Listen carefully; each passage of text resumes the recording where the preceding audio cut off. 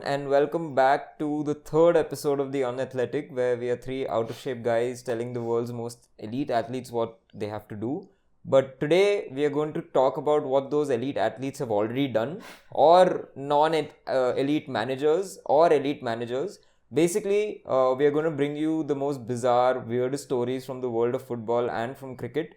And these stories are going to be poignant, they're going to be very funny, and they're going to be extremely bizarre. So hang in there because you might not have heard this kind of content before. I'm going to start off with my fellow podcaster Akshat. Hi Akshat. What's up, dude? So Akshat is like the flag bearer of weird stories. I don't know how to feel about that.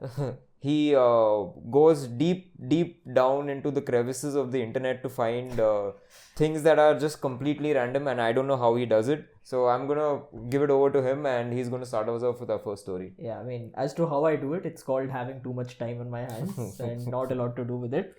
But let's get started. I'm going to start with a story about a legend called Carlos Kaiser.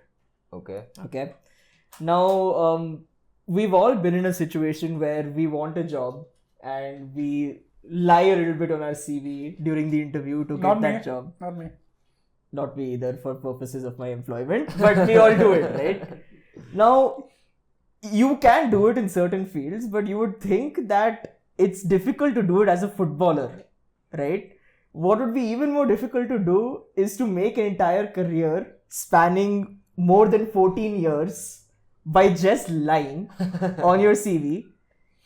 14 years, this guy has not played one competitive game of football. Not one. Not even a single one, not even a sub appearance. Wow. Okay. Carlos Kaiser is a Brazilian. What he has a very rare kind of, it's not a lot of people have done this, but he has played for all four major clubs in Rio. He's played for Flamengo, Fluminense, Vasco da Gama and Botafogo. When I say play, I mean he's been signed by them and not really done much after that. Rio has 4 clubs. Huh? Rio, the city has 4 clubs. It has much more than that. Oh, that's it's like London, dude. It's like a lot of clubs over there, right? So this guy, he started at the youth level in Flamengo, and he got a offer in a Mexican club called okay, I'm not even going to try and pronounce it. It's a very difficult name to pronounce. But what this guy used to do to get these jobs is incredible, right? So he had basically 4 excuses or paths to get a job. Number 1 is that he would make friends with really high profile footballers, because this guy is a party boy. He's very charming. He's like a gracious host and all of that. So he has made friends with a lot of the Brazilian national team stars at the time, including Zico. He's like Jason Tindall, like from the Newcastle guy who... but that guy at least has a job. He does something, dude. But like he outshines the guy who's actually supposed to be doing the job. Yeah, pretty much, dude. Pretty much. So he made friends with those guys and he used to take their references, right? This is back in the day. This is like 1979 is when his career began. So it's not like you have video footage of like people playing at the time. Only the top matches were broadcast at the time, right? So you kind of got in through your references.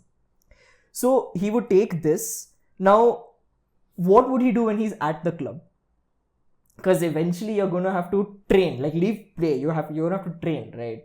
He was actually very good at training. Mm-hmm. Not with the football, the physical training part of it, he was very good at it. So whenever he would come and do the physical preseason training and all that kind of stuff, he would wow his coaches, he would wow his manager, and that would buy him some time. When it came to actual training, his hamstrings gone, okay? Ouch. Single time, huh? Every single time. So at that time, the sports science was not at a level where they could actually like diagnose like how serious hamstring injuries are and all of that. So he would just say he has a bad hamstring. If there were some more questions which would come in after that, right? He had this dentist friend of his who had like a medical license who would write to a certificate basically. It's like a kid's dream if you want to skip school and you have a friend who can write like, oh yeah, I know he was actually sick. So he came up with this concept of a focal infection, which is like something which targets only one specific spot in your body. So you'll appear healthy, but apparently that part of your body can't heal properly. That was his second thing, right? His third thing was he would become friends with journalists, okay? And he would give them some inside info from the dressing room in exchange for some fake articles to be written about him. So the first club he joined in Mexico, which is called Pueblas, that's like the short name, he made up a story when he wanted to transfer away from Pueblas, which got printed in the Brazilian newspapers, saying that he was so good that the fans asked him to change his nationality to Mexican just so that he could play for the Mexican national team. So it's not even like he's giving like okay excuses. He's going all the way out there, right? And the fourth and most amazing thing he used to do is he used to buy these toy phones, like extremely expensive toy mobile phones. We're talking about the early 80s when mobiles still weren't a thing, right? He would have fake conversations in fake foreign languages. Like he would fake knowing English, and he would say things like a fake offer is coming, and he's like, no, I'm happy where I am, and all of that kind of stuff. And Make it 10,000 tomorrow, you got to do 10,000. Yeah. So it's that kind of stuff, okay? That's what he did. So in his entire career of grifting from one club to the other, there are 3 examples which I'm going to take, okay? The first one was at Botafogo. So what does he do? He gets signed, he does his fake injury crisis and all that. He's not able to play, he's not able to train. When people started like kind of doubting him, he pulled out his fake phone and he started having a conversation in English on that phone. The problem was he didn't know that the physio of that club was British. He overheard him speaking nonsensical English. Like he does not know English. He would just say words which somehow try to make sense. He got caught by the physio. The physio actually ratted him out to the manager. The manager didn't believe. But then this guy went ahead and terminated his own contract to escape from that situation. Wow. Next, he went to this place called Ajaccio, which is the 3rd division in the French league. He had a friend over there, a Brazilian who used to play over there.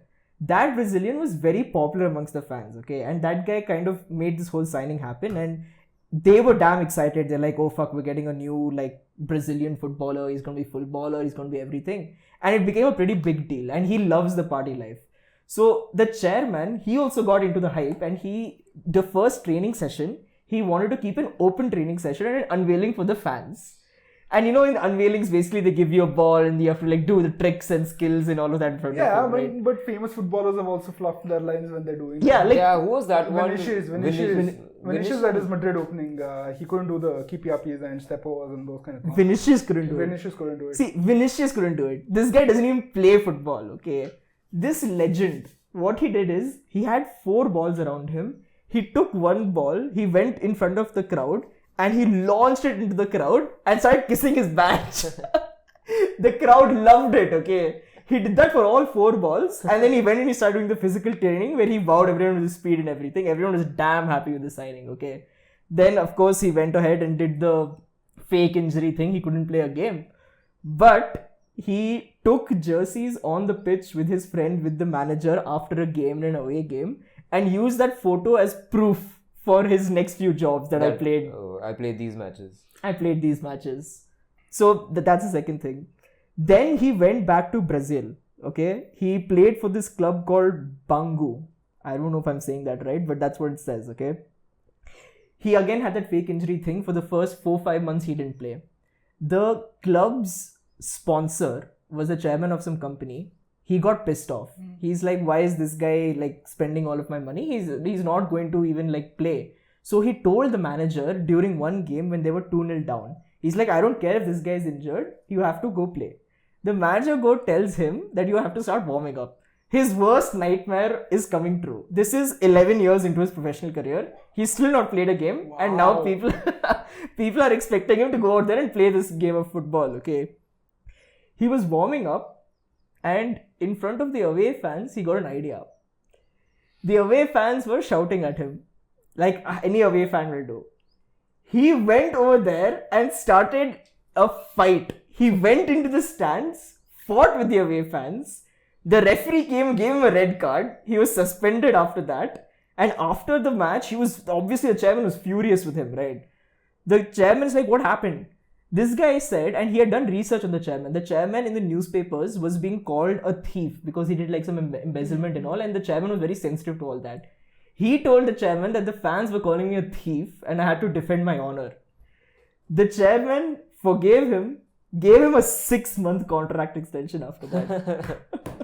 But tell me one thing, like, Don't they have a clause where, like, if you don't play a certain number of games, you don't get paid? So was he actually making money doing this? I'm pretty sure he was, bro. I mean, they get paid like week to week, right? Yeah. So then when the gig's up, he'll go to some other club with all these excuses. So probably like people are giving the contracts now are much smarter than they were before. They've known that people are trying to get away with doing this sort of thing for a living. So, bro, like if I'm running an Indian football club and some Brazilian comes and says that I want to be part of your club, I'm like, yeah, come, bro. If you're Brazilian, you're better than half of us. Is his name Fred by any chance? His name is Carlos Kaiser. And I'll end this by giving one quote of him, okay? Like, which just tells you what a legend this guy is. He said, it's everyone else's problem if they want me to play. Not even Jesus pleased everybody. Why should I?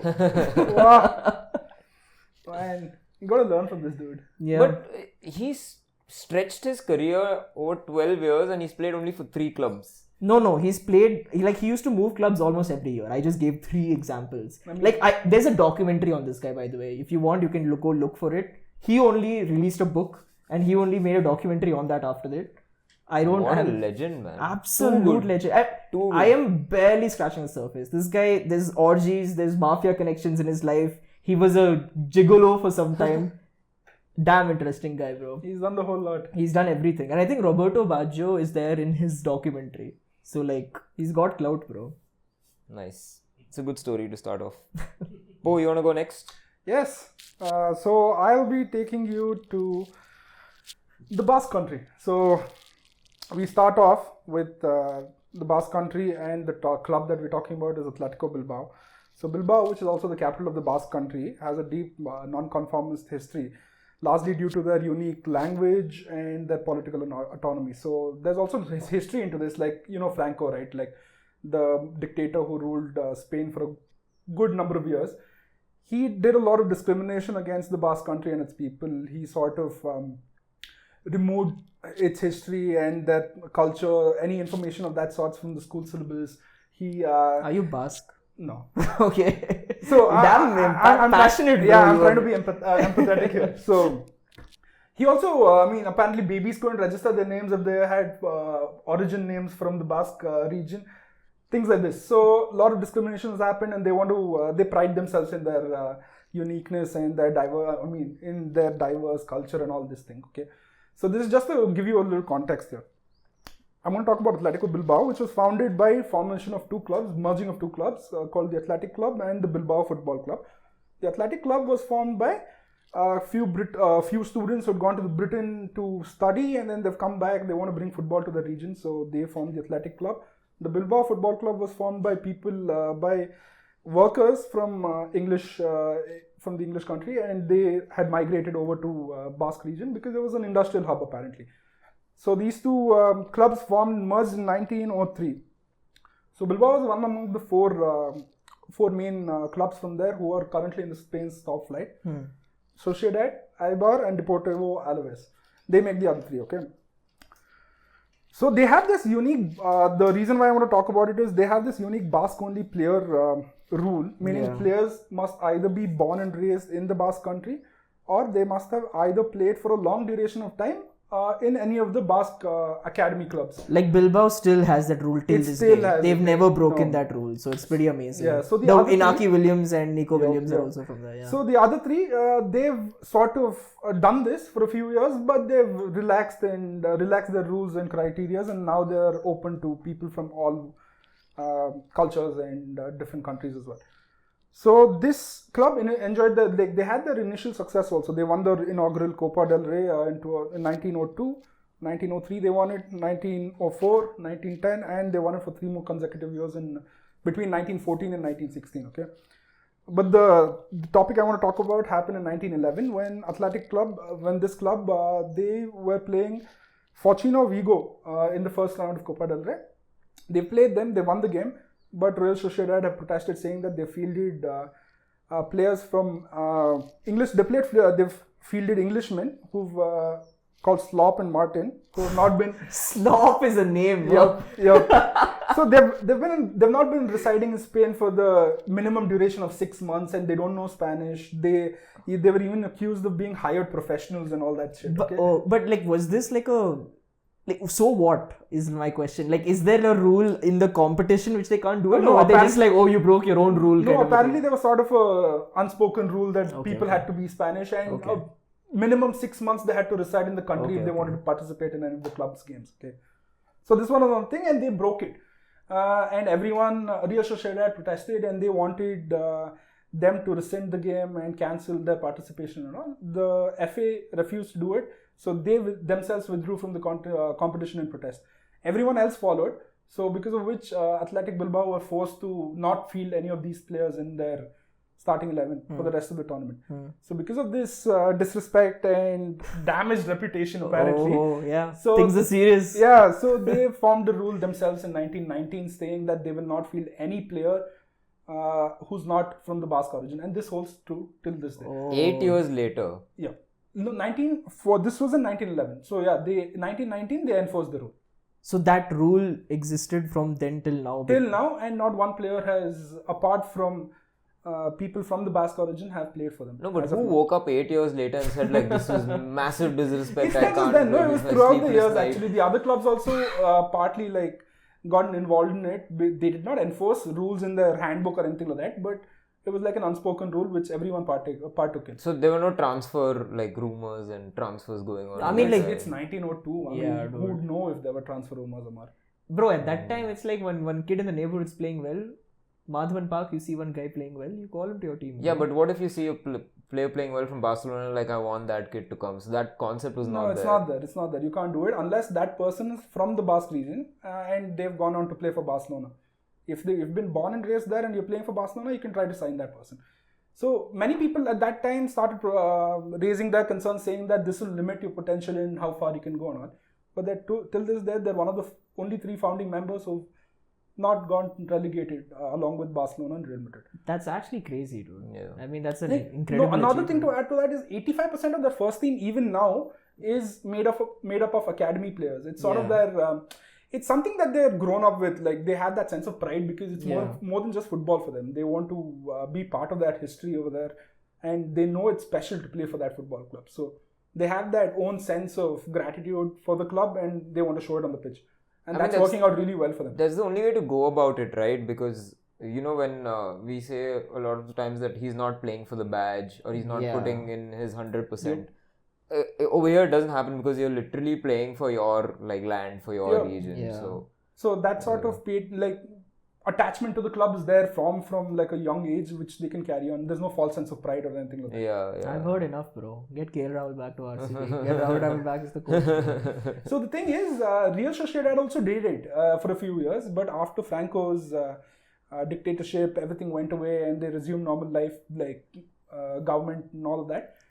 They sort of relaxed their policy, and they cited saying that there was a necessity to increase their talent pool and ensure that they compete at the top flight of Spanish division. But you know, the flip thing is, this was done in the end of the 1980s, and since then they've never achieved the same heights that they did when they actually enforced the policy. They've not managed to do something out of it, even with all of these restrictions. But on the flip side, of course, there have been lots of people saying that this leads to discrimination, because your rules and regulations in themselves, they say that you're not allowed players outside of this region. So this can be a form of racism. Like, people interpret it in that regard also, racism and discrimination. A notable exception is Antoine Griezmann. He was not allowed to play for them, even though he was part of Real Sociedad's, their rivals' youth academy teams. Oh, he was. He was part of he grew up there. He got his football education there, but he's still not allowed to play for Bilbao. Interesting. They did not have any black players participate and play a game for them until 2011. And this is like 110 years after their formation. That's just some good old fashioned racism, bro. So until 2011, and the first black player to score for them was Inaki Williams in 2015. Are you serious? Yes. That is crazy. In man. 2015, that too in the Europa League against Torino. So until then, there was no player of color who participated for them and scored, had an active involvement in their teams. But so they're liberal now. It's not that though. Like, Bilbao actually dismissed all this discrimination allegations, saying that it is part of I their... mean, they can't accept it, right? Yeah, no. Now it's part of their cultural identity and uniqueness that puts their name in everyone's mouth. No, they can't just step away from it. So like they're saying that this is something that we want to live by, and it is not sort of showing our superiority or supremacy. It's just to show that we can retain our uniqueness and ensure that in this fast-changing, globalized game, like they still stick true to their traditions. Yeah. Nice. Okay, we're gonna move ahead to the next story. And I got this story actually from going and reading rules and regulations and mandates from governing bodies. Okay. Yeah. Nerd. I like doing that because there are some rules that are like very specific, and they've put that rule because of one incident that has happened. They'll be like, okay, fine, we need to add something over here so that it doesn't happen again. Wait, just like a small deviation here. Munkarding in cricket is named after a guy called Munkard. I didn't know that till last year, dude. Yeah. What a guy. But anyway, so I've gone and I've read the mandate of FIFA itself, right? Okay. And what they've written. And there's this one particular rule that says there's a global ban on external, spiritual or mystical interference. Okay? Mystical. Yeah, mystical interference. So as soon as I read that, I'm like, okay, fine, I need to know why this particular rule, like such an offbeat thing, is put into the FIFA mandate. And this story has taken me to Kinshasa, which is the capital of Congo. Okay. Now in Kinshasa, there are two very big clubs. That is AS Vita Club and Motema Pembe. Okay. AS Vita Club and Motema Pembe. These two clubs are not just big for Congo, they are huge in like the entire Central African region. Okay, so you can understand that the rivalry is like very high because it's two of the major clubs in one city of the capital. Okay. Now this game is happening in 2008 in the AS Vita Club home ground. Okay. And the tensions are of course really high. This game particularly had a lot of jeopardy that was attached to it. Okay. So the fans were ready for it, the players were ready for it, and the teams wanted to go the extra mile, right? Mystics. So, usually players like warm up before a game, fans drink and sing and chant. But in this, something else also happened. AS Vita Club had their personal Nganga. Man. Okay, and Nganga is a traditional Congolese witch doctor. They have a personal witch doctor. Witch doctor? Yeah. A club witch doctor. Yeah, a club witch doctor. And this was very common in like African regions where like clubs were keeping witch doctors on their payroll. Okay? Wow. Like, dude, you aren't prepared. Your team is not up to the mark. Let's rely on the witch doctor. Let's go. Bro, exactly. So now the players have started warming up and the fans are filling in, into the stadium. And they've suddenly seen like this one guy wearing like a bone necklace and these robes just walk into the field. Hardcore, and he's not stopped by security. Players don't care about him. He's gone and done his own thing. Where basically he's gone to the goal of Motema Pemba and he's put like this small box of animal carcass. Okay? Bro, I'm not playing that game. If I'm the keeper and I see that guy come and put something over there, no, I'm calling a sick day, bro. On the off chance it's gonna work. So he's put the box, right? And the players have of course seen what's going on, and Motema Pemba's players have flipped out, right? So they've gone to the referee and the linesman and they're like, this is not allowed, so stop this. And the referee was clueless, like he didn't know what to do in this situation. So Motema Pemba players decided to take matters in their own hands and have started digging like the goalpost, okay, to get that packet out. Now the Nganga has put that parcel as, I have it over here, bro, in quote. It was to seal the goal and stop Motema Pemba players from scoring. So that is the curse that he's put, okay. The players are trying to dig it out. In this much time, Motema Pemba have decided to counter the situation by calling their own Nganga. Bro. To come and counter the spell that was put. Yeah. Now AS Vita Club... The star signings are like against each other now. Yeah. So AS Vita Club are having none of that, okay, the players. They want that spell to stay. So the Nganga from the opposite team was going to come and cleanse the place so that the curse is lifted. So what one player has gone and done is he speed all over the goalpost. So the place can never be cleansed. Bro, what is this escalation, man? So one player's speed over there so that the place can never be cleansed. And the AS Vita Club Nganga has gotten his ego hurt and said that nobody can come and counter my spell. So what he's gone and done is, at his own goalpost, he's gone and peed too. A lot of pissing going on. Yeah, so there's a pissing contest going on, okay? And he's gone and peed so that there is no curse that can be put over there. Preemptive, precursing, whatever, yeah. So in all this time, AS Vita Club have done two things. The Nganga has gone and put like a packet and has gone and peed on the other side of the goal. Plus an AS Vita Club player has gone and peed where the packet was put so that the curse cannot be lifted.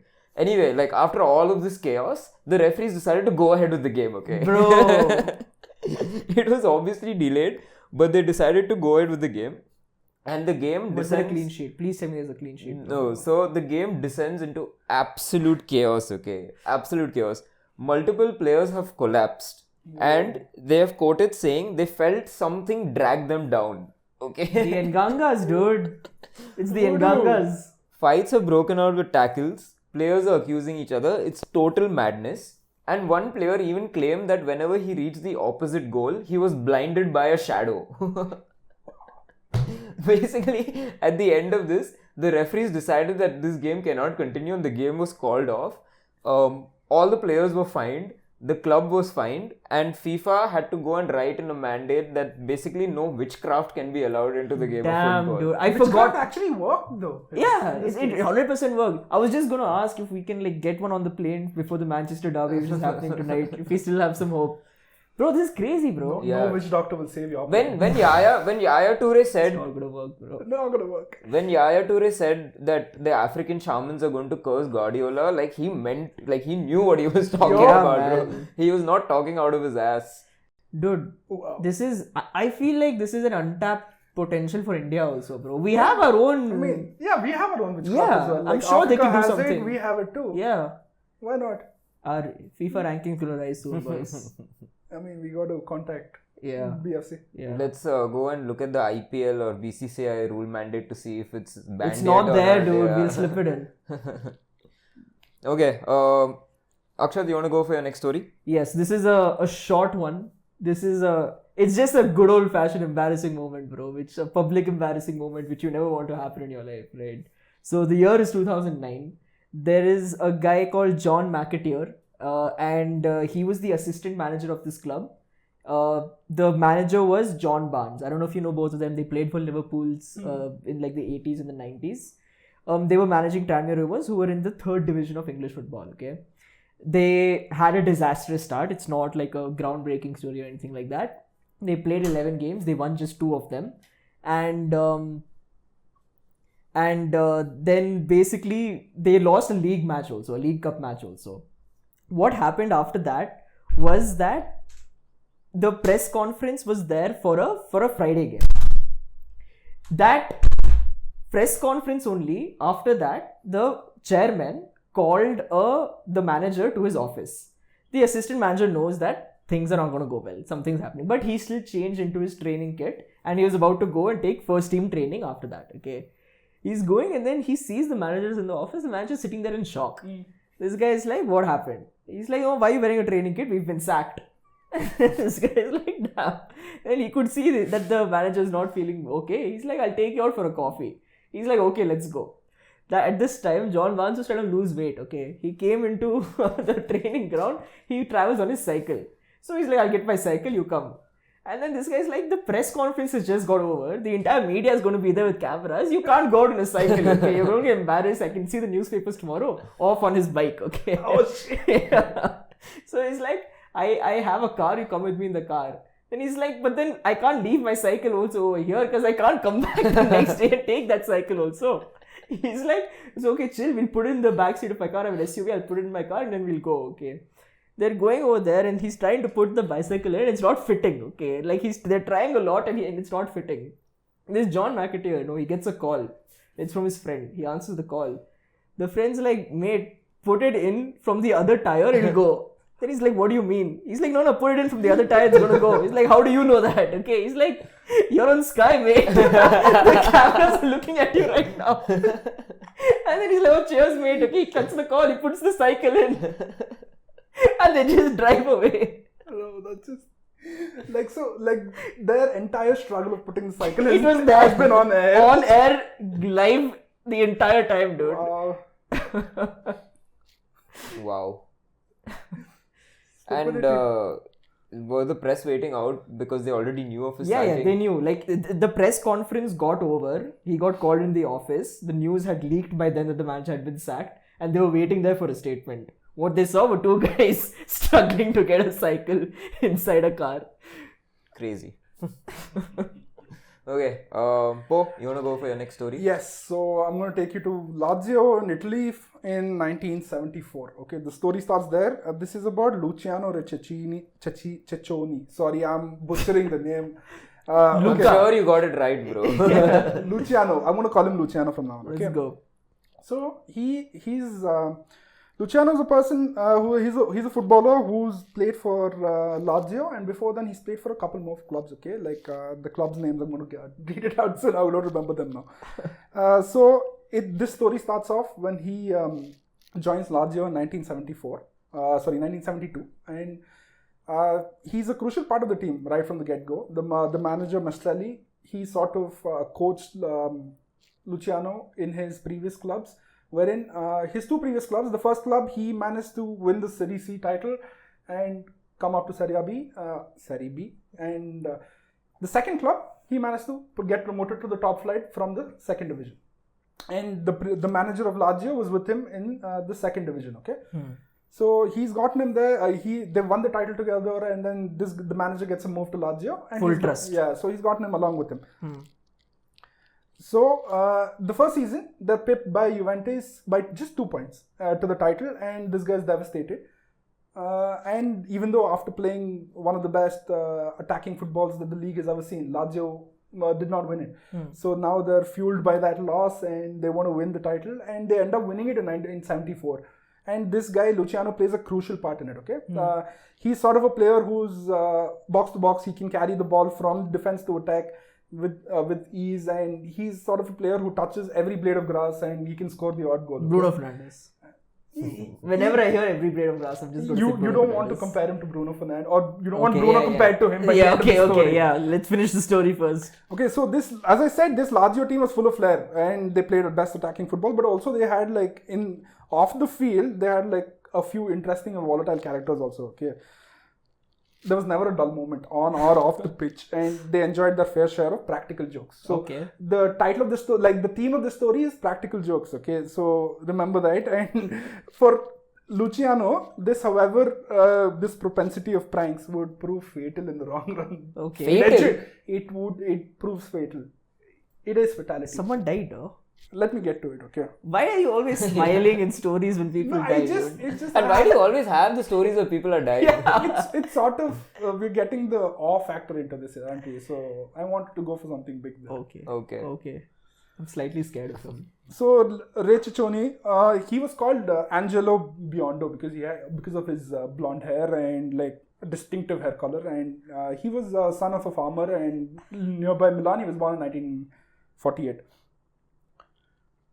As I said, he became a key member for them, and off the field, he was sort of a calming effect. Okay, this Lazio team, on the field, there were this crazy attacking side. Off the field, they had a few people who had extreme right-wing political ideologies. I mean, they're part of Lazio, bro. That's enough. If people don't know, those people were carrying guns, and worst thing was, they were firing them without any notice, randomly, just because, the hell of it, UP Bihar weddings, bro. Yeah, for fun. I can say that my wife's Bihari. This went to such an extent that few members of the team did not like what was going on. They split the team into two, and they had 2 dressing rooms and things. Okay. This guy Luciano, he also played a lot of practical jokes, and he had this sidekick Pietro Guedin, who was also a partner in crime, sort of thing. Okay, so they decide one day that they'll kill someone. As a practical joke. As a practical joke, they'd head out to Rome to a jewelry shop. Okay, and this was run by a person called Tabacini. When these two went out together, it was always a recipe for trouble, and today was no exception either. Okay, this happened in, this happened in January 18, 1977. They've gone there. They went there along with another friend, And so they decide to let the other friend go in first, into the shop first. And as soon as the door opens, they jump in and they shout, "Hands in the air, this is a stick up." They shout it out loudly and they're covering their faces with their jackets. Okay. Oh God. It proves to be one practical joke too far, because just a few weeks ago, Tabuchini, the jewelry store owner, was robbed. Okay. So he's prepared this time. He's sort of anxious and he's paranoid, extremely paranoid. He's prepared. He's there with a shotgun. And he's willing to defend himself and his jewels at this point. Okay? He has a shotgun. He has a shotgun with him. And he pulls that up. Pietro Gaddon, his sidekick, he realizes what's going on. He raises his arm immediately and he's like, okay, no, I'm not partaking in this. This guy, Luciano, doesn't get it. He still wants to decide, he still decides to go ahead with the prank. And he tries to rob the jewelry store. As a prank. As a prank. He shot point blank in the chest. Right then and there, he shot point blank in the chest. He's been moved to the hospital immediately, but declared dead 30 minutes after the incident. His last words while dying, lying on the floor, were, "This is just a joke. This is just a joke." Bro. Oh my God. God damn, man. That's crazy, bro. So And very, very sad. But I don't understand. When you see a shotgun in front of you, what part of you thinks that, classic prank? Yeah. Man. Damn, He was dude. 28 years old, had a wife and 2 children, and passed away then and there. I mean, this is a very dark line of thinking, but But as a I'm kid, shocked what do you as tell to them? how bro? Pope comes across these things, bro. Yeah. How is it always him? There was another story, but I don't want to talk about it. It's about a guy being killed because he scored on one I goal. don't think want we've to already hear about referenced it, it. bro. So No. Yeah, I went into a deep dive, and this was sort of the only little bit better story that I could pick out in that genre. we're gonna. From all, everything that happens in the world of football, you found these 2 stories to tell on a podcast or what? It's nice, isn't it? No! The next time we hear of Poe, we'll be on a true crime podcast. Yeah. I think the 2 of us will be one of those anonymous faces with scrambled voices. Yeah. That he was very jolly. He was a good friend to be around, but he had darkness in him, which we didn't. Very nice. Okay, I'm going to go ahead and give us our first cricket story of the day.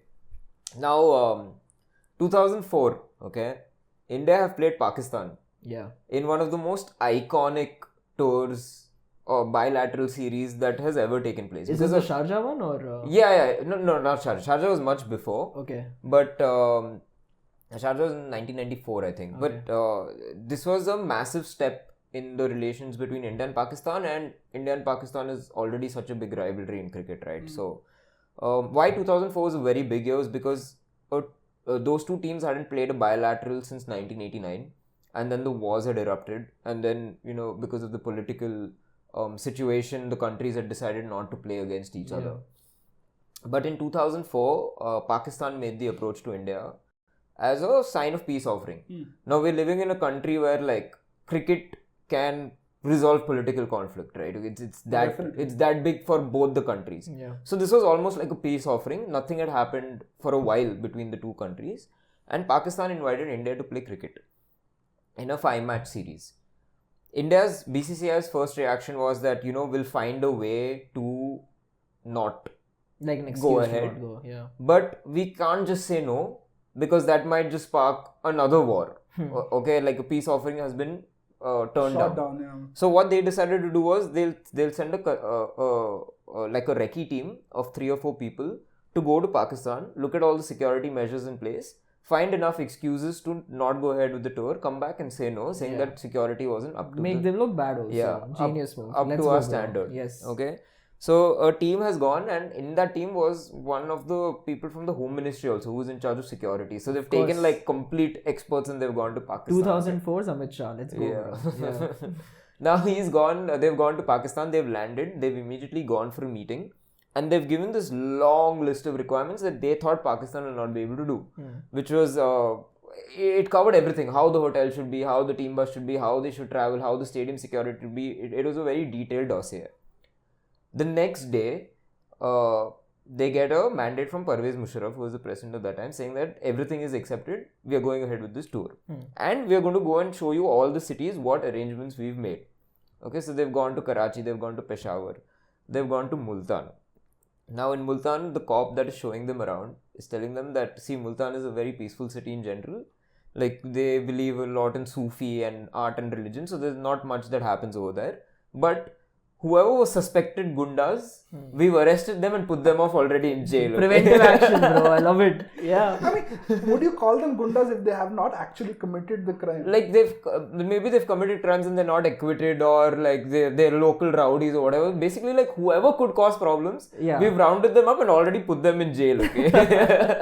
And that was the test, which was like very famous because Sehwag was called Multan ka Sultan. He hit 309 in that test. And India hit like 600 plus. So that it was on the same tour. Now they've come back, and BCCI's head that time was Jagmohan Dalmia, who's done a lot for Indian cricket. Okay, like he's moved Indian cricket forward quite a bit, and he was impressed with all of the arrangements that were made, and he wanted this tour to happen now. But someone from the Indian government, like it's undisclosed, called him up and said that we don't want this tour to happen, cancel it. So his response was, I want it to happen, I'm BCCI, you don't want it to happen, you're Indian government, give me a written mandate, I'll cancel the tour. And he cut the phone. Now obviously Indian government can't go against what BCCI are doing, so they had to go.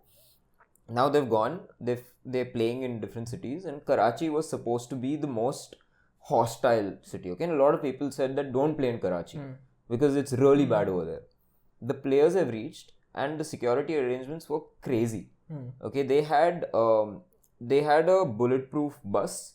They were followed by one tank in the front, one tank at the back, a motorcade in the front, a motorcade at the back, two more tanks in the front, two more tanks at the back, Garuda forces everywhere inside the bus, all around, Punjab police everywhere, all around, and this was followed by a helicopter on top. I would love to go to a game like that, dude. Yeah, bro. So, and the stadium arrangements were already made, like they'd made a radius, snipers in place, all of that. Yeah, and along the way on the motorcade, they've blocked all intersections and snipers all across all the roofs. Okay, so like nothing could happen. Players have reason, and they're like, what is this? Like, where have we come, bro? War zone. Like a war zone. So they've gotten scared there itself, okay? They're like, we don't want to play over here. Like, there's so much risk at security. But anyways, all these arrangements were made. They're going to, from the stadium, they're going back to their hotel room. They realize there are 3 people in that bus who are not supposed to be there. Like, they're not authorized to be there. And the players have flipped it, okay? Basically, 3 fans wanted autographs. And they've just somehow followed the team into the bus, sat in the bus and started driving with them, and they're going around and taking autographs. All of that security. All of that security has gone down the drain. 3 fans have entered the team bus. And like luckily they were fans, because it was someone with like malicious intentions. It's obviously very easy to get into the team bus. Dude, I hope like the autographs they got are kept somewhere in their family. Like this is worth it. It better be worth it. Obviously, dude. Yeah, it's crazy. But I think that was the last time we went to Pakistan, because then relations got spoiled again, and we've not gone since then. So We just to clarify, we won that series, didn't we? Yeah, it was. There were no ODIs. I think it was a test series, and we won that series. Nice.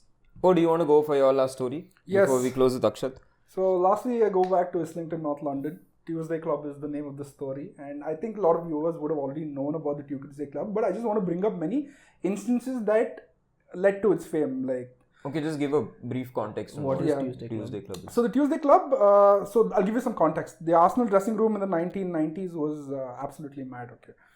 This is the tale of Gunners Gone Wild. And this story starts with the Arsenal boss George Graham giving his team Wednesdays off. So on Tuesdays, they complete their practice, and in the evening, the players, along with the manager, decide to go on a weekly social gathering, and they coin it as Tuesday Club, that event as a Tuesday Club. They, lot of booze, basically. Yeah, so they basically justify it as a club bonding experience. Okay, that's their official statement for it. It bonds. They go to the pub, like they started going to the pub, or first they went to a restaurant and then directly to the pub. Okay, no time to waste. No, straight to the pub. So Tuesday Club involved heavy drinking sessions by Arsenal players. Okay, and these sessions were led by none other than the captain Tony Adams, and usually involved other players, Lee Dixon, Paddy Groves, Paul Merson, all of those guys. So I'm just going to list out a few notorious incidents that have happened since the Tuesday Club started. Okay, firstly, Tony Adams. Can I just? No one died, no. No. Okay, good. Yeah. But it's some Someone crazy... seriously injured, like No. career-threatening But injury. it's got some crazy stuff in it. Okay, so let me go through them one by one. Okay. Tony Adams, then captain, after spending a whole day getting pissed at a barbecue. Okay, he's gone smash drunk. He has a Ford Sierra with him, crashes it into a garden wall at 70 miles per hour, straight into the wall. And the sentence that is given for his drunken driving is 56 days. Okay, the man doesn't stop drinking even then. Even in prison, he manages to befriend a credit card fraudster who provides him illicit vodka, who gives him the supply, and he continues drinking there also. So, Jail vodka with the bros, bro. Did he pay through credit card? okay, so that's just to give you some context on it. And when and another story is when Tony Adams was in prison already. He went to prison. Yeah, 56 days he served in prison. Chilling with his credit fraudster bros. So Tuesday Club welcomed its newest member during this period. It was a guy called Jimmy Carter who had moved down from Liverpool. Okay, he'd come to play for the Arsenal from Liverpool. He had a few good training sessions, and Tuesday comes and everyone's like, "Hey, new guy, you also come with us. We'll go to the pub." Okay, he's had 4 or 5 drinks. What do you do after having 4 or 5 drinks? You're drunk. You talk to people. You make a fool of yourself. But the extent of how much fool he made of himself there was that he got on a table, removed his pants, started peeing on his teammate Perry Groves in front of a fully packed London pub. Dude. They were, of course, the landlady, banned them from ever stepping foot into that pub ever again. Wait, so this is the new signing? This is the new signing. And Jimmy Carter. next day in training, he's asking for a cross for that guy. Like, what do you even do after that, man? I mean, I don't Did think he Perry play Groves, for Arsenal after that? Yeah. I don't think Perry Groves minded it. Like I'm sure he minded, bro. He's also pissed drunk, no? Like, it's sort of the shenanigans that go on already, I I think we need to do some experiments when we both drink the next time, bro. No, I want to see how much What you mind, are you talking about? how much you mind and how much you don't mind. Okay, so obviously this has been going on for a while. Tony Adams and Ray Parlour are off on international duty. They have their usual routine of this Tuesday, Wednesday cycle. So England, of course, doesn't offer the same benefits. So they decide to sneak away from England duty and go to a barbecue fest, meat fest, in Pizza Hut of all the places, okay? So they're having their barbecues, like barbecue meats and all that things. And a couple of Spurs fans are sitting across them and they start calling them out, and they're heckled by the Spurs fans, okay? So what do? These guys take the closest fire extinguisher, douse everyone, not just the Spurs fans, douse everyone with the fire extinguisher, and make a huge mess of the entire place. That's Again, fine. Yeah, that's fine. justified. I've done that. Spurs too. fans. Again, they're banned from that Pizza Hut also again, okay? So an exasperated George Graham calls his captain into the office. Tony, just stay out of trouble, will you? He says, okay. So Tony replies, yes, boss. Shortly after, like probably a day or two, paparazzi have caught him, bollock naked, completely naked, dancing on stage with a pub stripper in Billericay. I don't know how to pronounce the name of this place. But yeah, the tablets, of course, have gone absolutely mental after that, okay? Oh, public stripping is just a thing in UK or what? Like, I guess so. like I'm drunk. Let's Wasn't just go. Tony Adams going to be like introduced to the Premier League Hall of Fame and all that? No, He was the first, I think, among the first members to be. But recently he's spoken a lot about his alcoholism and he's like an advocate. That was a huge subject, topic about his concern. Alcoholism is such a huge thing. So to continue, after all these incidences, and Gunners, of course, they finished 12th in the 94 season. Okay, and fans are furious. There are stories coming out. It's not just stories coming out about their drunken escapades. They've apparently started a habit where on the team bus to a game or back from a game, they start resorting to an eating competition. Okay, to see who eats the most at that point of time, just to kill time. We are called the Unathletic, bro. What is this? And this is like boozy, drunken nights followed by these eating contests on the next day or like a couple days after to go to a game. Okay. So on the way to a game in Newcastle, there have been apparently incidences where they've stopped at the roadside. Quite a number of the squad have ended up vomiting on the sides of the road. And they finished 12th that season. Okay, so all of these rumors are coming up now. There were 8 teams worse than them. They were all those drinking 8 like teams, more, bro. To add some context, Ray Parlour comes out and says Steve Bolt won by a mile. Okay, he had 9 dinners on that trip from Newcastle.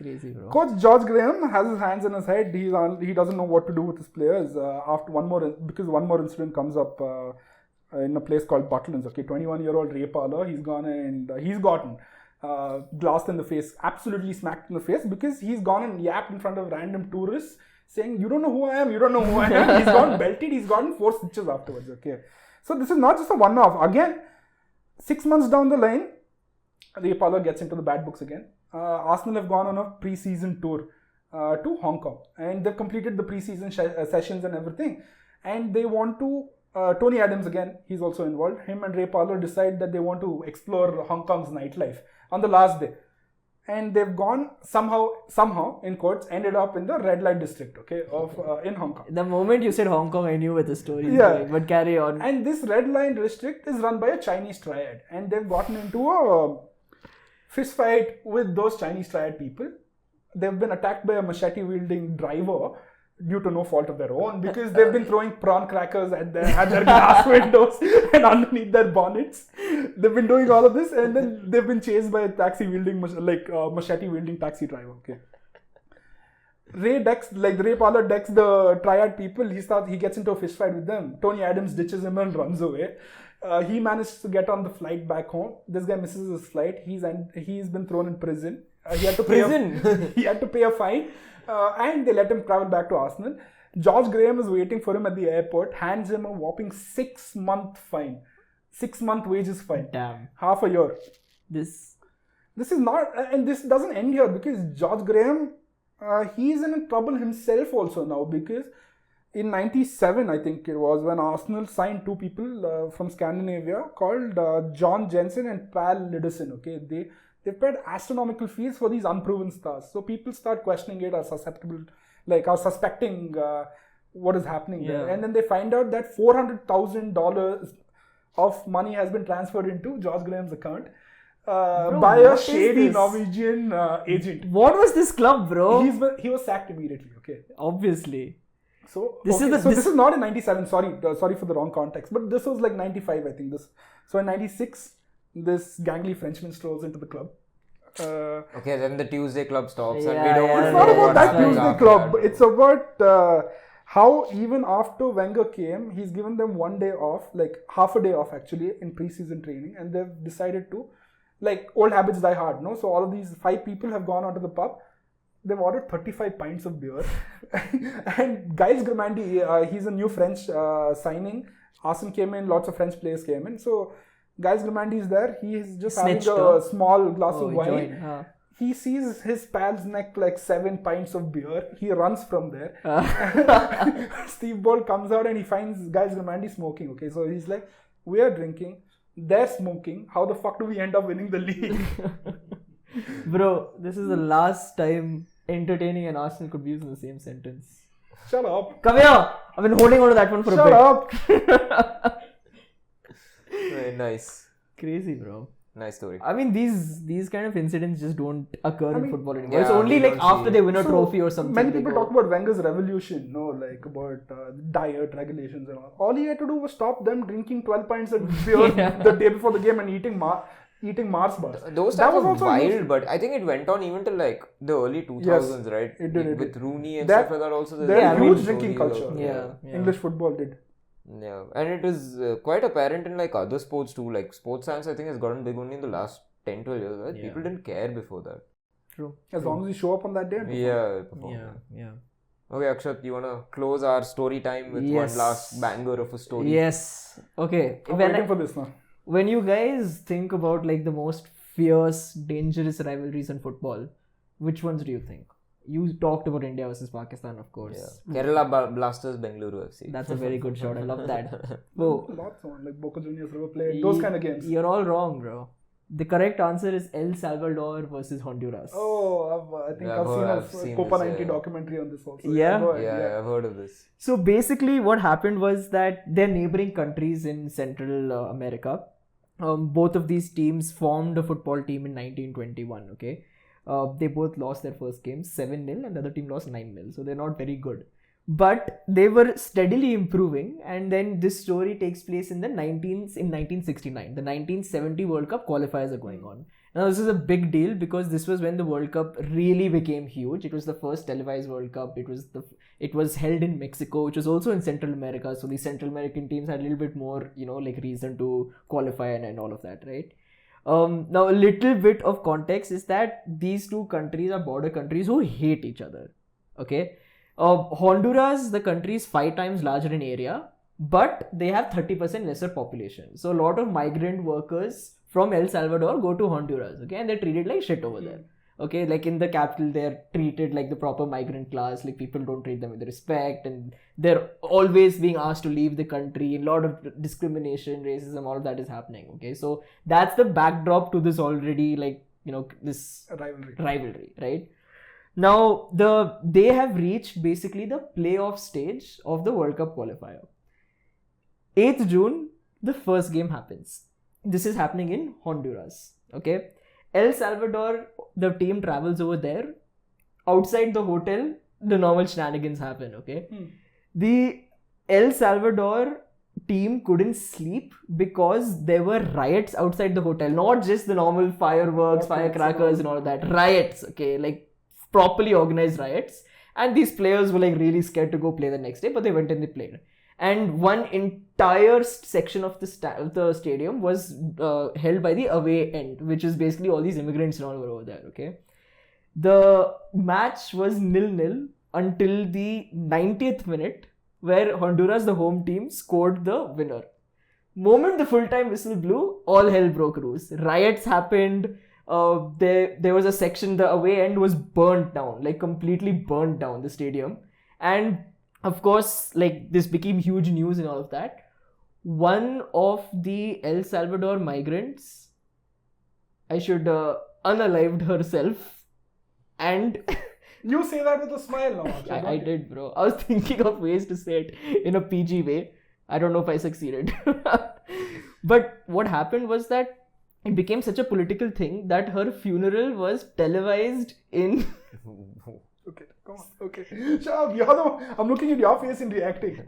Keep it together. Okay. But it was televised, okay? And the state media called it like a point of national honor. Now, all of this is happening. Game 2 is a week later, 15th of June. The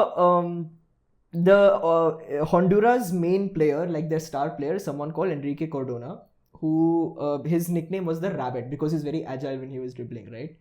Team landed. There were boards all around outside the airport of a rabbit being hung, a rabbit eating his face, like that kind of stuff, like hardcore stuff, okay? The same hotel thing happened, but this time a general of El Salvador led the entire city in a march outside the hotel. Gunfire is in the air and everything, and these players are obviously, Honduran players are really scared. They had to be snuck around the back of the hotel and they had to sleep in the embassy, which was the only safe space in the entire country for them. When they were taken to the match, they were taken in not a team bus, but like in individual cars, so that they don't, people all don't die together. Yeah? They don't die together. Yeah, basically. Right, so they were escorted in like separate cars and all of that. What if one guy got lost, bro? How would he feel? Bro, I mean, like, In then the riots. you would have to like literally hitch a ride out of the country, like hiding your identity or something like that. Like the general has nothing better to do. Oh, Come onto the streets and like bro, there was a funeral which was televised on state media, bro.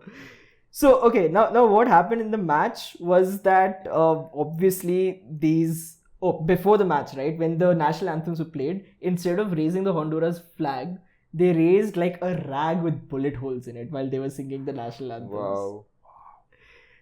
That match, Honduras obviously were not in the right mental state of the mind.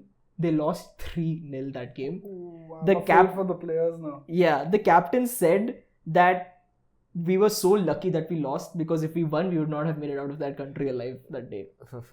This is where it gets beautiful, okay? I love old FIFA, dude. So over there, the 2-leg tie, it was not about goal difference. If you won one game and I won one game, it's like we had the same equal number of points. We have to play a third tie. That third tie was going to be played in Mexico City, which is where the World Cup final is going to be played. They brokered an agreement to play in a neutral venue, so they went and they played over there. Now, before that, the manager of El Salvador was called to the president's house, saying that you have to defend the national colors and all of this. This guy's Argentinian. He has no idea what the hell is going on, but he's like, okay, fine. It's a very big deal. The match turned out to be an absolutely incredible game of football. It went to extra time. It was 2-2 in full time. It went on to extra time, and El Salvador scored the goal in the 101st minute, and they won the match. After that, again, there were riots in both countries. Diplomatic ties were cut off, and there was a launch of the first and only war between these two countries Over a football match. called the Football War. All stemming because of crazy. one. All tie. because of this tie, yeah.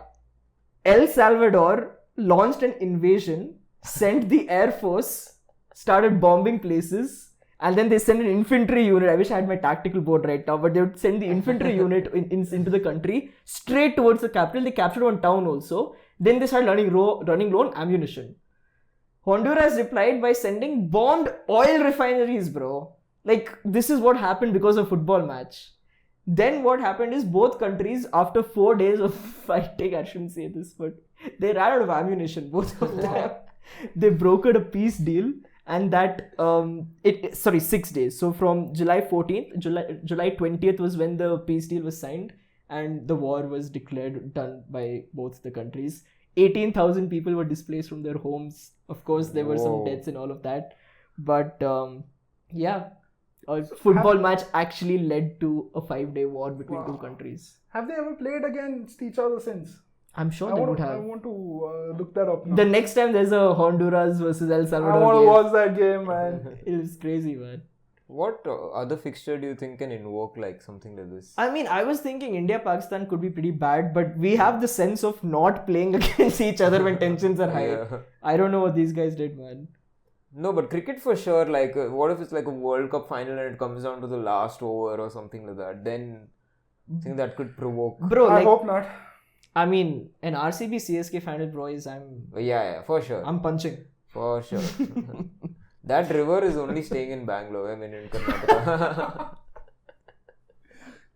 Great geopolitical analysis going on here. Yeah. Okay, guys, I think this is always the time when it's good to close off. Otherwise, you get banned from all our platforms. Before that happens in like our third episode. Thank you, listeners, for getting to the end of this episode. And thank you to my fellow podcasters, Akshat and Po. And I'm Amar, and we'll catch you next week. Bye.